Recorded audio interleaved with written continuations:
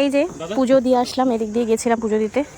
আর এই যে তারপরে কিন্তু আমরা এখন নিয়ে নিলাম ফ্রুটস। এখানে কিন্তু অনেক ফ্রুটসের দোকান আছে। তো এই যে ছোটো থালার এক থালা ফ্রুটস, এটা 50 রুপিস না। আর আমি কিন্তু এখন ফেরিঘাটের সামনে।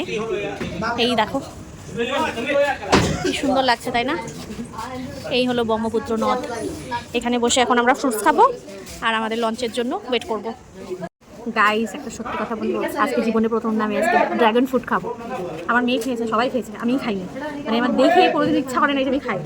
তো আজকে দেখো দুই রকমই আছে, একটা পিঙ্ক আছে আর এটা একটা এই একটা কালার। দুই রকম কালারই আজকে আমার ভাগ্যে জুটে গেছে। কে দেখি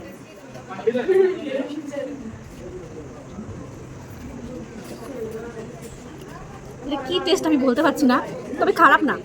অনেকে ড্রাগন ফ্রুট নিয়ে বলেছে যে খেতে ভালো লাগে না, অনেকের কাছে শুনছি ভালো লাগে, বাট আমার কাছে কিন্তু আজকে খারাপ লাগেনি। এবার তো ওপরে উঠেছিলাম, এবার আমরা নিচে আসলাম। এই দেখো নিচে বসে গেলাম আমরা। এবার আমরা কিন্তু এই যে উমানন্দ মন্দির থেকে এখন আমরা যাচ্ছি আবার গুয়াহাটির দিকে, মানে যেখানে ফেরিঘাট সেখানে যাচ্ছি। তো হর হর মহাদেব।